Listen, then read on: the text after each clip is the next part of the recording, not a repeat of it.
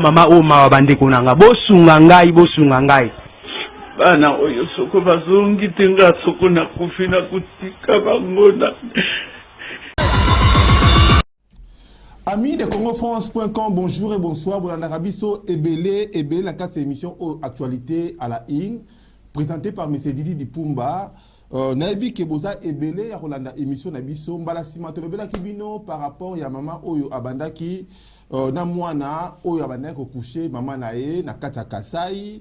Tolobela Kibino sous makambu ya Uvira, makambu Oyo, et les kaki na kati ya République démocratique du Congo. Mais les autres, Tolobela Bino, ma dossier Oyo est très sensible. Il y a Baotiko Benga Biso, tout de suite, il y a Ndeko Oyo.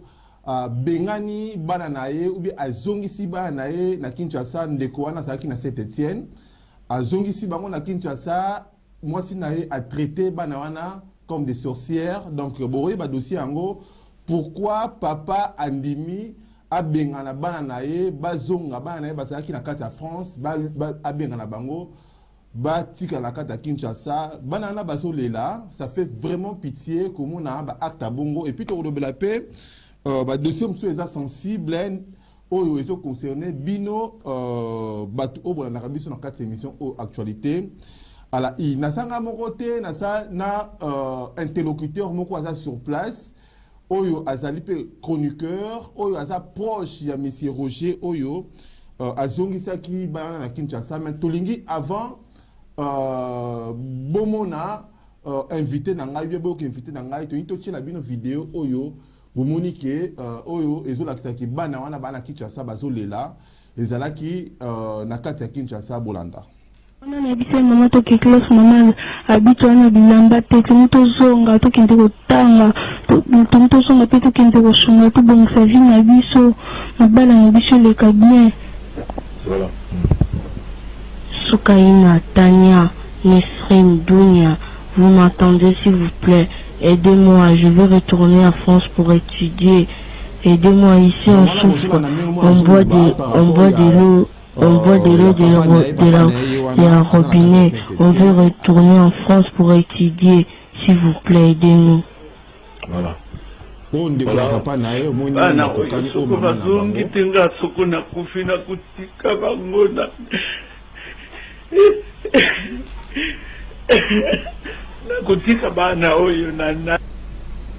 Voilà, ça fait pitié, mais tout ça, n'a de komoko en ligne, à sur place, na kata Saint-Étienne. Saint-Étienne, na bino bato boyebite, esa ville où esa na kata France, esa proche na Lyon, donc à 50 minutes na Lyon. Donc tout ça, na mutu asa sur place, comme on est Rifin Kota, asa na biso en ligne. Rifin Kota, bonjour. Dipumba, CongoFrance.com. Ok.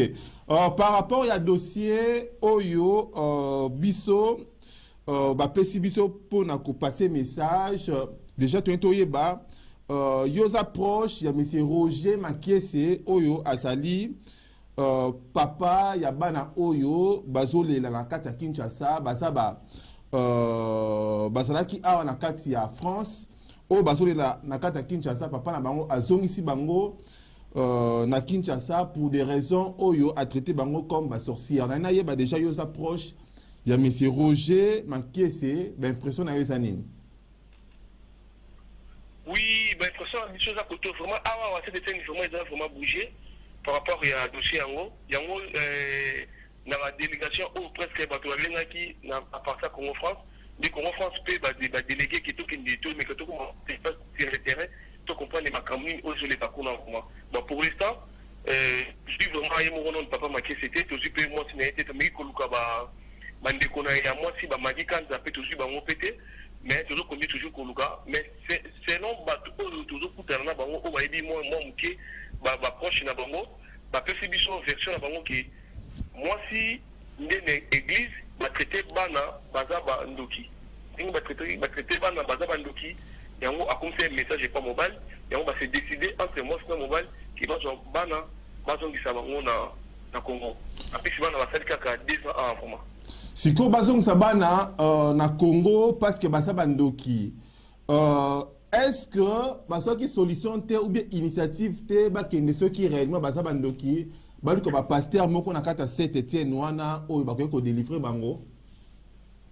Oui, c'est pour cela que mais yango pe bato ba awa ba ezana ba pasteur o minene le quoi ba pasteur ado bazali ba pasteur minene vo bazali donc pour éviter ce qui pasteur nini oyo a toléré que ba na parce que message on a été que pas pasteur moko ya Saint-Étienne de ABC maman qui ba na baza bandoki yango moi sina mobile ba c'est décidé que ba donc ça bana na Congo yango vraiment bazo regretter ba kinyo na Saint-Étienne awa vraiment bazo regretter biso bito continuer toujours photos vraiment yemo vraiment papa en personne tu me rendre retourner pourquoi pas tu dis que bato basambele na bato ke kinduketil donc ba apôtre Claude Lumbu na Melin église de la Colombie toujours on a que bana bazati bandoki ba kinduketil mais pourquoi il y a azwa initiative ya kozo ça vraiment bana na Congo. OK, famille wana balobi ke bana basa bandoki te.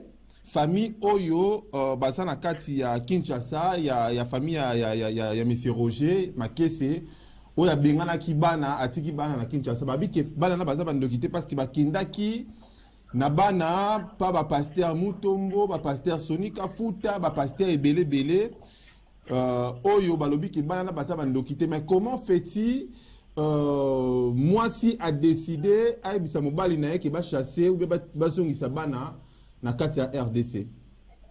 Oui, donc selon toujours quand on a la recherche on dit tout ça étant que serviteur il y a peuple il y a Congo France Richard Kota na mais pour retourner na maman aux dans la bango environ moi ba bina ngaki bana baza vraiment bana ya moi cité baza bana ya moi cité baza bana ya mobali o atika na Congo donc il y a peut-être moi dis exact que lui place donc ah donc moi si muta sali de telle sorte que ba chasser bana wana so tali bidong na bango basa na bango na ba 10 ans ba 7 ans donc moi si mutu a créé complot wana pour na ba songisa bana na kata Kinshasa. Oui, tout à fait, mais bon ça reste à vérifier parce que les anciens ba bazolo ba passer basa bana ya mobali basa bana ya ba cité donc yo yebi to kalemba mais ne jamais maman ta mona tandoki a oui donc ça bana donc tout à fait normal donc ils ont tout compté toujours pour quoi. OK. Baso tala yo. Ça va par même 2 ans. Donc bana basali 2 ans. Ah bana basali ka 2 ans. Na basali 2 ans en France. Basali 2 ans. Basali 2 ans en France, oui. OK. Mais normalement bana na bana ko tanga classe mais comment fait-il que bazong sa bango bazong si bon na démarche nini?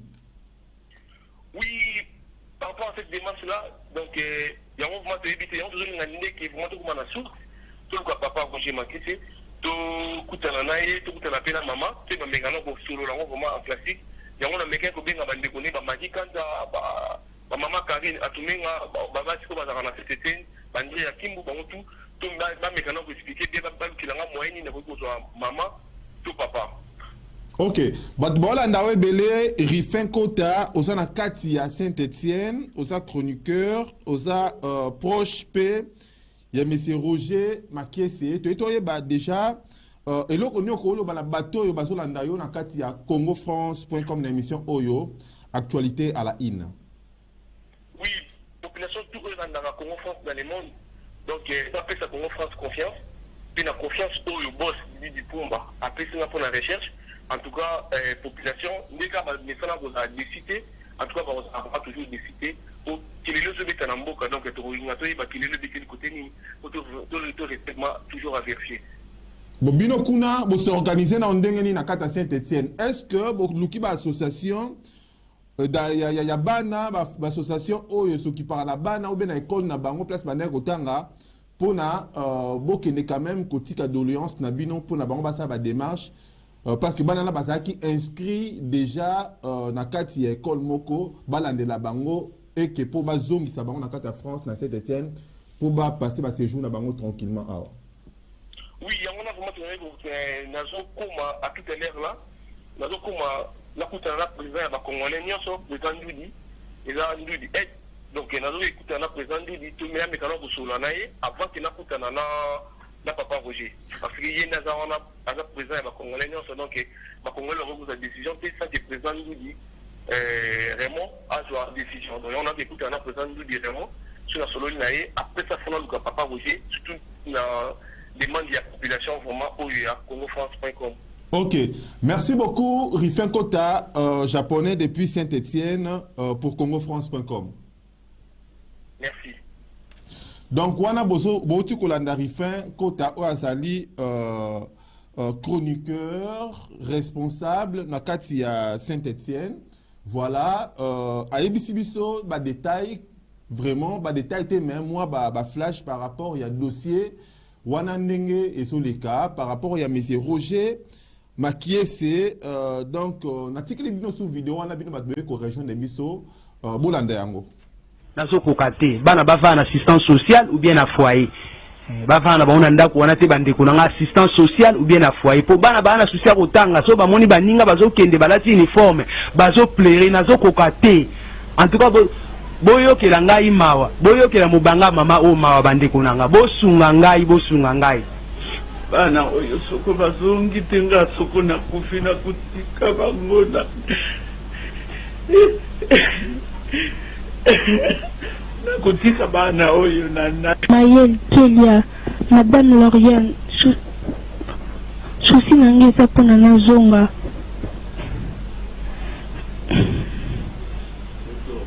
tozonga totanga baninga boke classe biso tokenda te epesanga souci tozonga nkona na biso ya mama toke classe mama abiti wana bilamba te tozonga tokende kotanga tozonga mpe tokende kosunga tobongisa vi na biso mabala na biso eleka bien. Soukaina, Tania, Nesrim, Dounia, vous m'entendez s'il vous plaît? Aidez-moi, je veux retourner en France pour étudier. Aidez-moi, ici on souffre, on boit de l'eau de la robinet. On veut retourner en France pour étudier. S'il vous plaît, aidez-nous. Voilà. Bana oyo soko bazongi tenga soko na kufi na kutika bangona.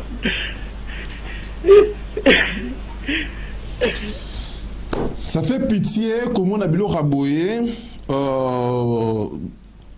comment on a nenge bana, maman mususu, papa mususu, responsable mususu, baso luka bana, batu mususu, baso bingana bana, dans le monde en l'envers.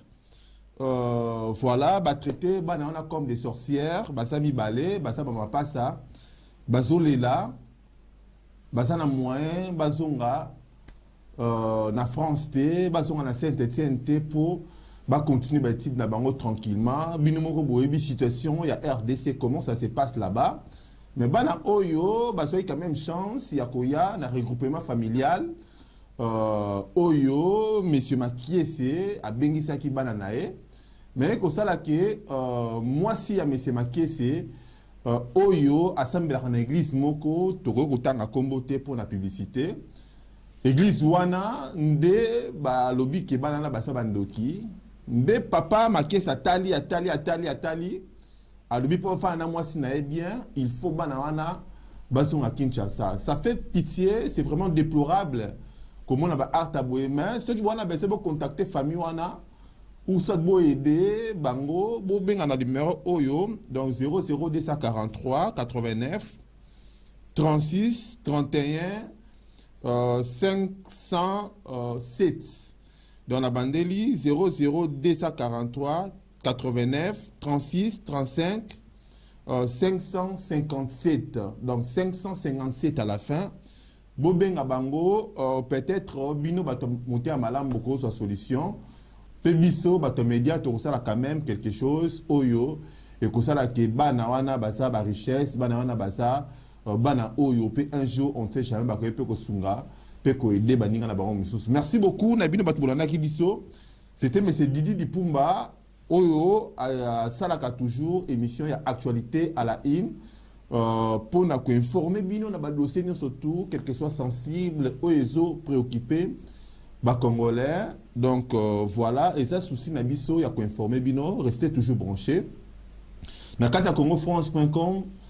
Quand la mingité, Bourmon a suspect émission autre par rapport il y a élection à Congo et Kozalate suite Kozala Nini le 31 décembre Benabi Kozala on les a déjà flash.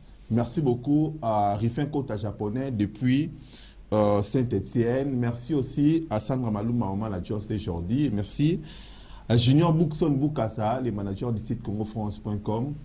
Merci beaucoup. Au revoir.